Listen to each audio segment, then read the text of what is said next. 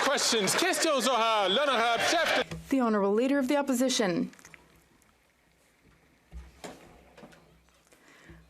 Unfortunately, Montreal and Quebec are not safe from the chaos that the Prime Minister caused in British Columbia when he legalized hard drugs. In fact, the Public Health Director of Montreal has suggested moving forward with that same legalization. Will the Prime Minister reverse course on his radical position when it comes to legalizing drugs? Or will he impose the same chaos in Montreal that he already imposed in British Columbia? The Right Honourable Prime Minister. Mr. Speaker, let's take a moment here to reflect on what occurred yesterday. You had to censure the Leader of the Opposition because he refused to withdraw his unparliamentary language. He was engaging in political attacks about a huge human tragedy in British Columbia. Now, we, of course, take this tragedy seriously. We act with compassion. We act based on facts and evidence. We will support British Columbia as they transition and adjust their pilot project. The Honourable Leader of the Opposition. So, does he rule out legalizing hard drugs in Montreal? Yes or no? The Right Honourable Prime Minister. Mr. Speaker, the Leader of the Opposition knows full well that our government acts based on facts and teamwork with provinces. The province of British Columbia requested a pilot project.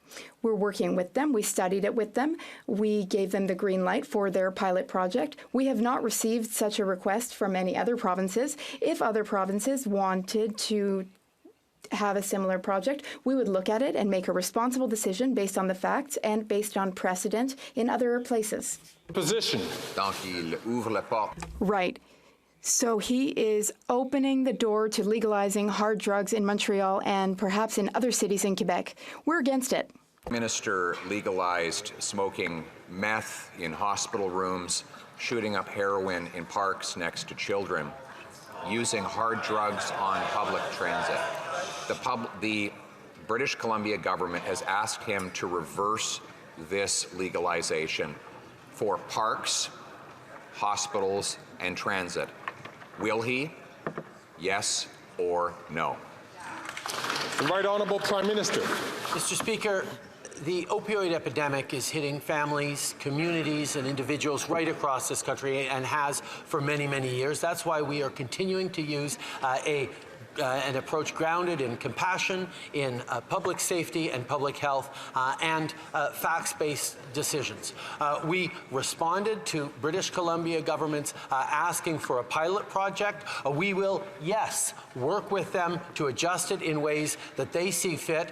It's important to make sure that BC continues to do the things that it needs to do to keep people safe in its jurisdiction.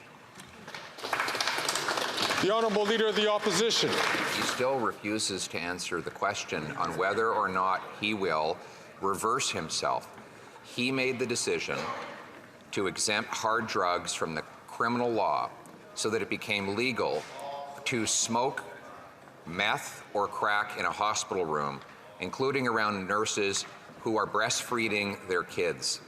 This has caused chaos, and 6 British Columbians are dying every day that he delays. So will he announce that as of today, he's changed his mind and he's reversing his legalization of hard drugs in BC? Yes or no?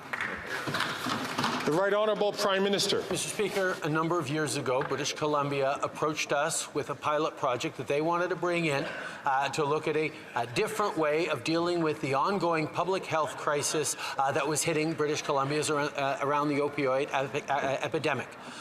We worked with them as they developed this pilot project, and now that they are asking for modifications to that project, we are looking at those modifications, and we will work with BC as they seek to adjust their plans around public health and around dealing with this opioid epidemic. The Honourable Leader of the Opposition. Mr. Speaker, there is no time to waste. The BC government asked him to reverse his legalization of crack, heroin, and other hard drugs in public places on Friday.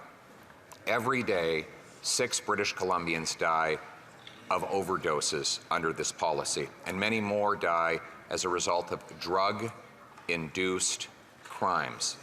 So there is no time for bureaucratic and political considerations. Will he announce now that his experiment with legalizing hard drugs in BC is over? Yes or no? The Right Honourable Prime Minister. Mr. Speaker, you will understand if I take it with a little skepticism when the Leader of the Opposition says this is not about politics, because he has been the one that has been pointing out vulnerable people and trying to pursue ideological aims on this ongoing public health crisis. We have consistently stepped up to work with provinces, with municipalities, with jurisdictions, indeed, including by moving forward with British Columbia as they wanted to try a pilot project, that we are working with them to adjust in ways that make sense. We understand the urgency and we will act. The decision is on his desk to reverse the legalization of hard drugs in British Columbia. The BC government has admitted that it was wrong.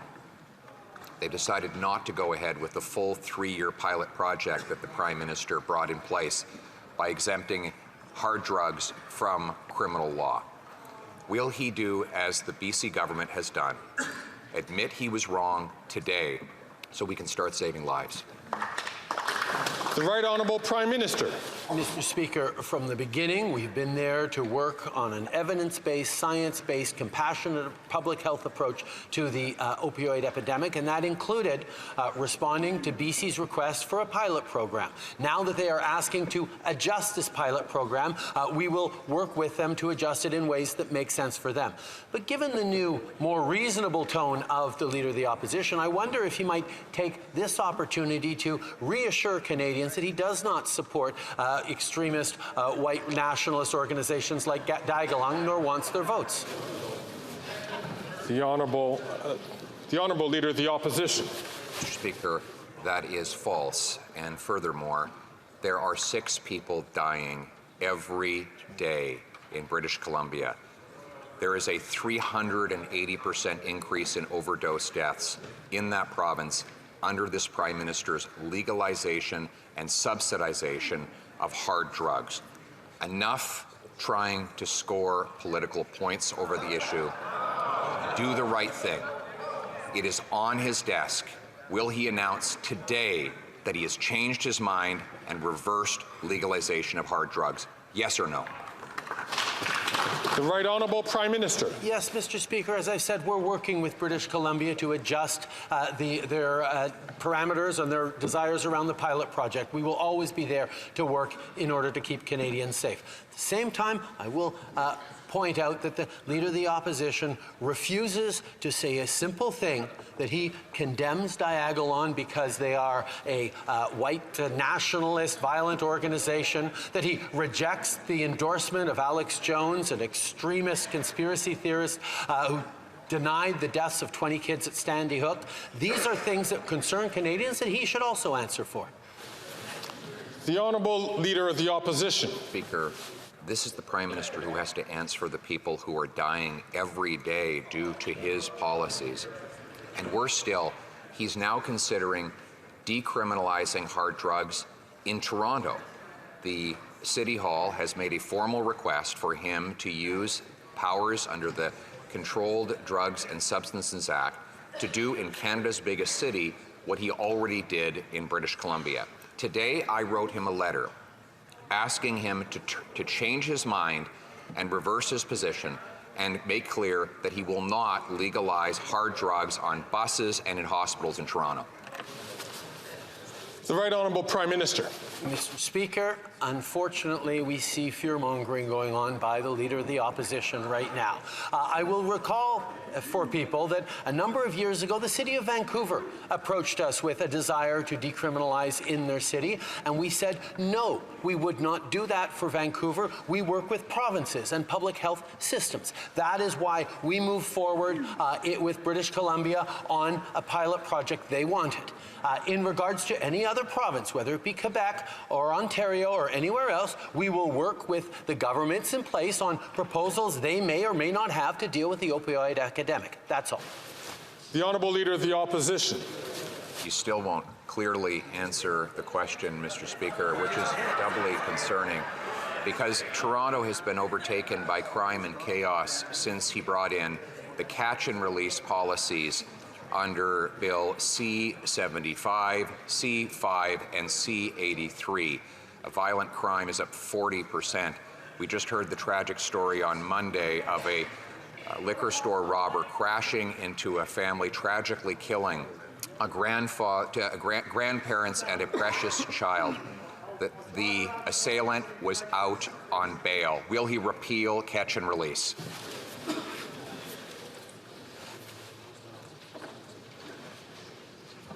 The Right Honourable Prime Minister.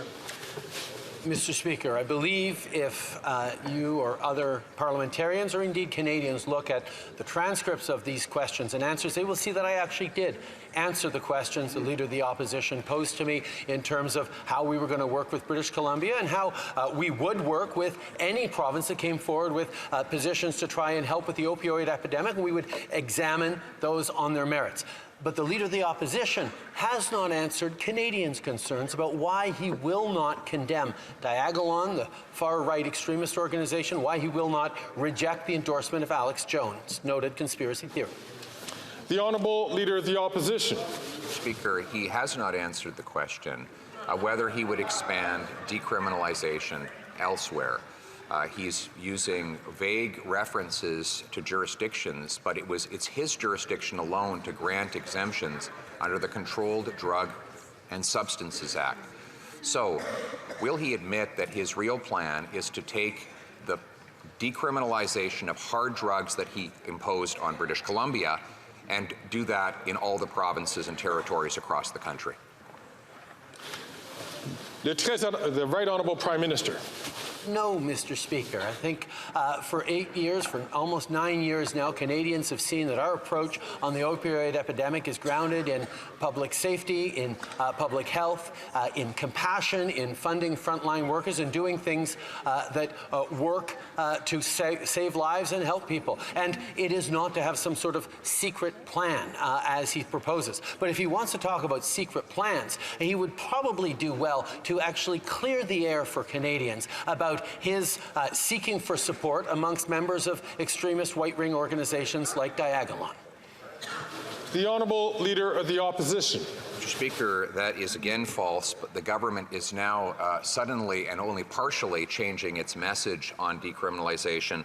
Prime Minister's Minister of Addictions is out now saying she's waiting for more information from British Columbia on its request to recriminalize crack, heroin, meth, and other hard drugs in hospitals, transit, and parks. Mr. Speaker, there are 6 people dying every single day. What more information does he need? The Right Honourable Prime Minister. Mr. Speaker, there are dozens of people dying every day in provinces right across this country from the opioid epidemic. We could talk about the challenges faced in Alberta. We could talk about the challenges faced in Ontario. We could talk about the challenges faced right across the country. And different provinces and jurisdictions have different approaches. Some work better, some haven't worked as well. We will continue to be there in a thoughtful, compassionate, rigorous, science-based way to work with jurisdictions on directions that work best for them and adjust those proposals and those responses as necessary. That's what a responsible government does. In Canada's biggest city, gun crime is up 66%. It's 100% nationwide. I just shared the tragic story of someone out on bail slamming his car into an innocent family. 2 wonderful grandparents dead, a beautiful baby dead. He was out on bail under the Prime Minister's catch and release C-75. How many more will have to die before he repeals catch and release and brings jail, not bail, for repeat offenders? The Right Honourable Prime Minister. Mr. Speaker, I will highlight that we worked with provinces, including many provincial Conservative leaders across this country, to bring in bail reform. We'll continue to work on things that are keeping Canadians safe. At the same time, the leader opposite talked about gun crime. Well, we move forward with some of the strongest measures on gun control that this country has ever seen. A freeze on the purchase of handguns, a total ban on assault-style weapons that has been in place for 4 years. These are the kinds of things that the Conservative Party and its leader have consistently stood against, even as we move to make our communities even safer. The Honourable Leader of the Opposition. He mentioned all these guns that he claims to have banned and promised to seize 4 years and $40 million ago. How many has he seized? The Right Honourable Prime Minister.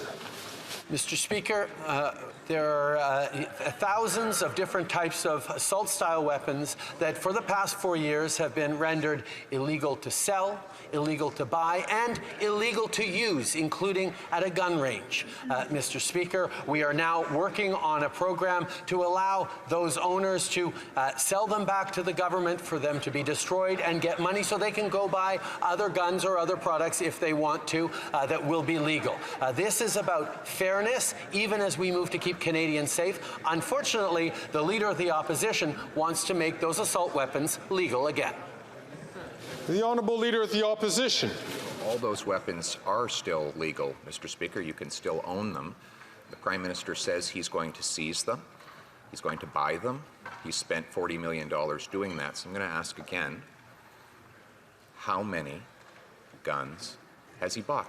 Just the number. The Right Honourable Prime Minister. Mr. Speaker, as the Leader of the Opposition knows, we are in the process of establishing that buyback program. The priority was making sure that those guns were no longer available to buy, to sell, to bequeath, or to use, Mr. Speaker, and that has been the case for 4 years. Now, what the Leader of the Opposition is conveniently refusing to opine on is the fact that he has committed to the gun lobby across this country that he would reverse the 2020 OIC that banned those assault-style weapons. He wants to bring those assault-style weapons back, or he can contradict me right here. The Honourable Leader of the Opposition.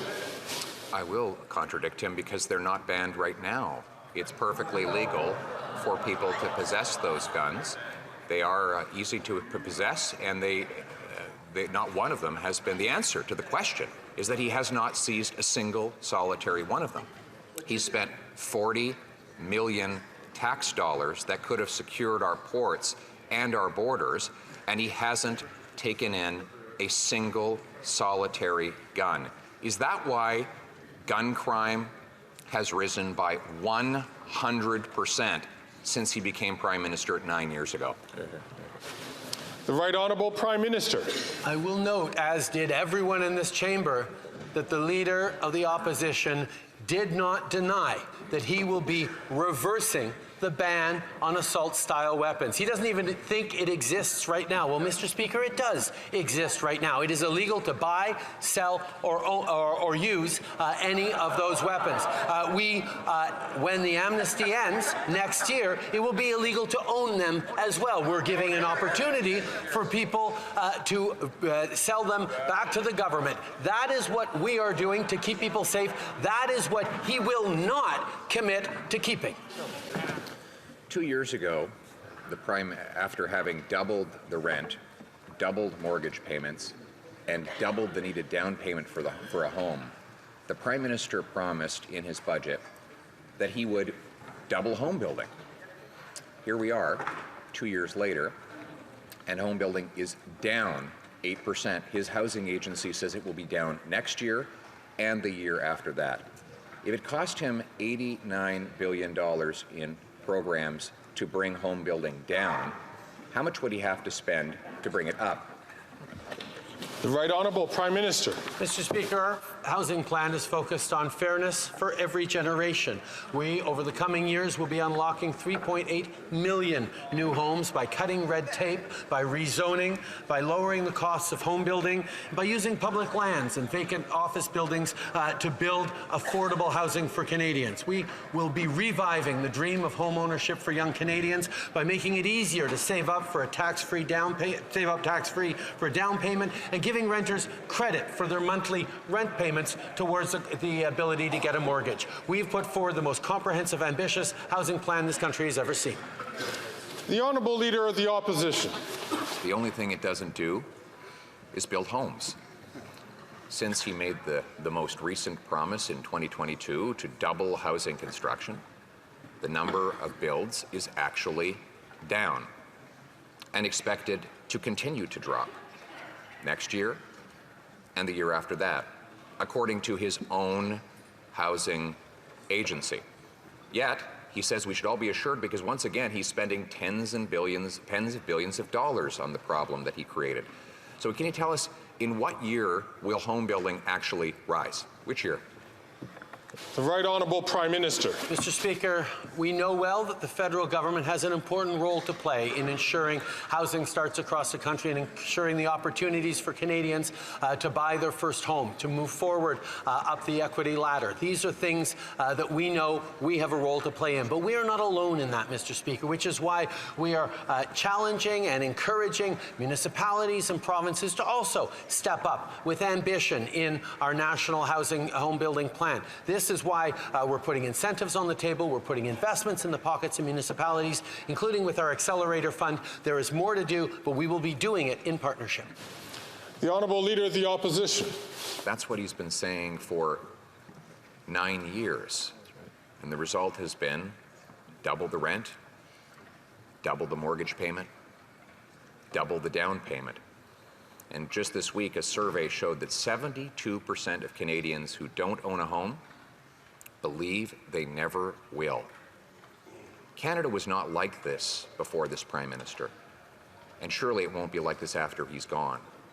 The Prime Minister a comment on what it's like to be the only Prime Minister in history to deprive an entire generation of home ownership. The Right Honourable Prime Minister.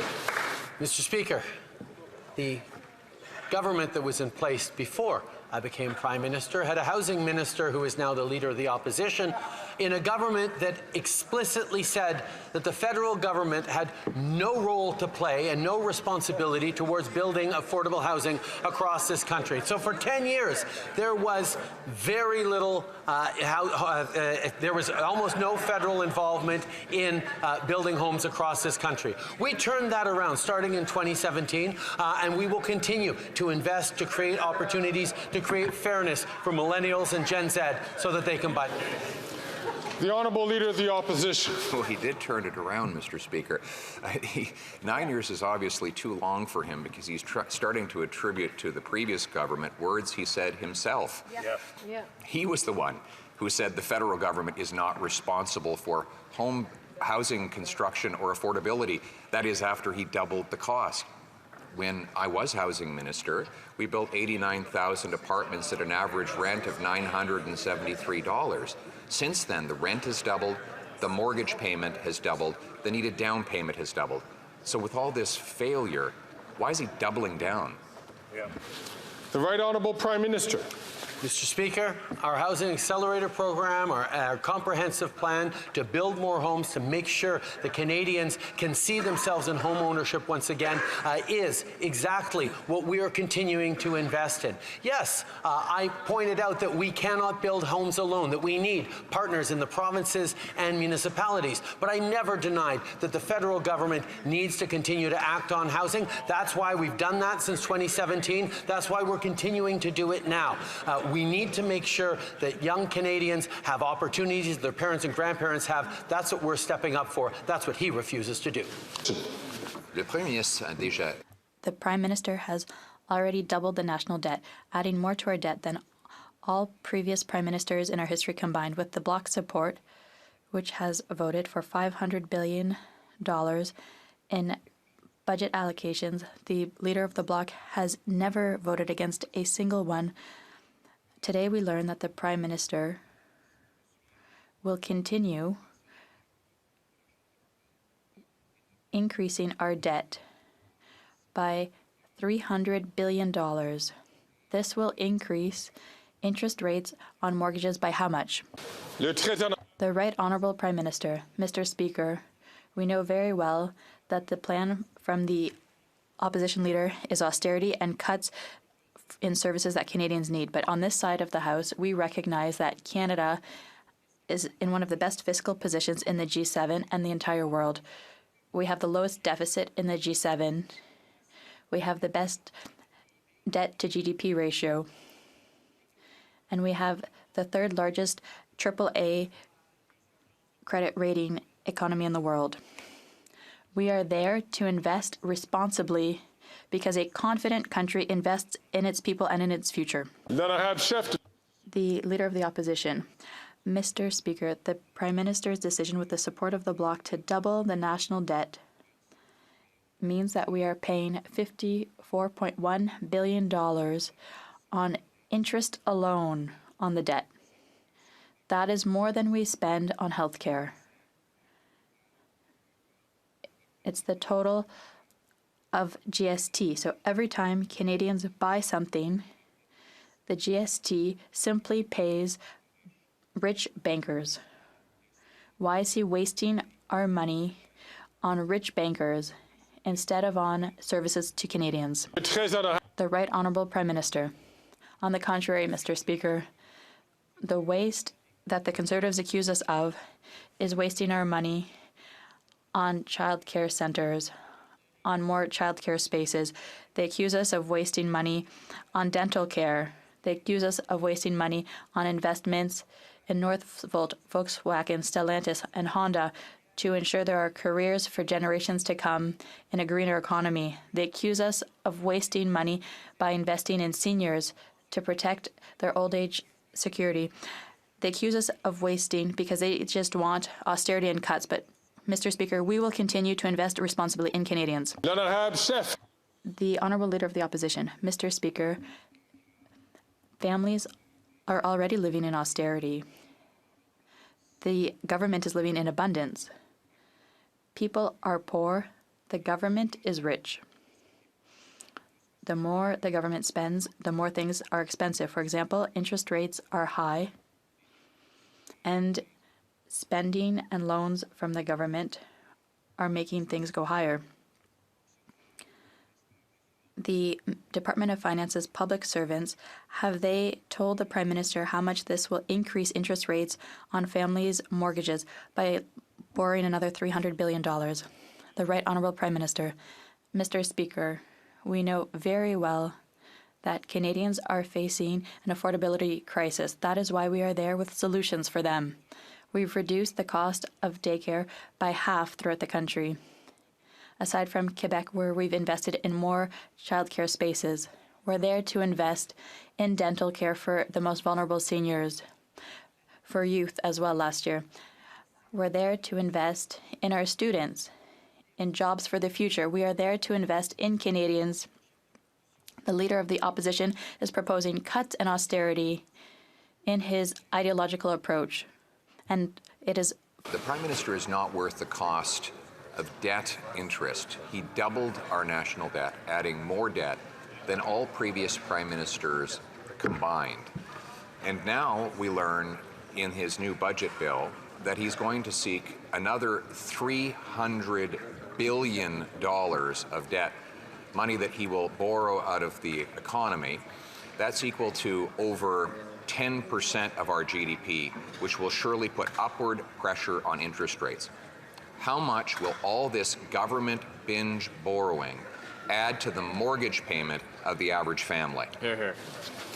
The Right Honourable Prime Minister. Mr. Speaker, allow me once again to set the facts straight. Canada has one of the strongest fiscal positions of any country in the world. Certainly the lowest deficit in the G7, the best debt to GDP ratio in the G7, and it's continuing to decrease. And we are the third largest economy in the world with a AAA credit rating, the top credit rating by the agencies that look at fiscal sustainability of governments. All that is on the backdrop of further investments we're making, generational investments to support Canadians, contrast with the ideology of the Conservatives, which is to leave Canadians to fend for themselves, cuts and austerity.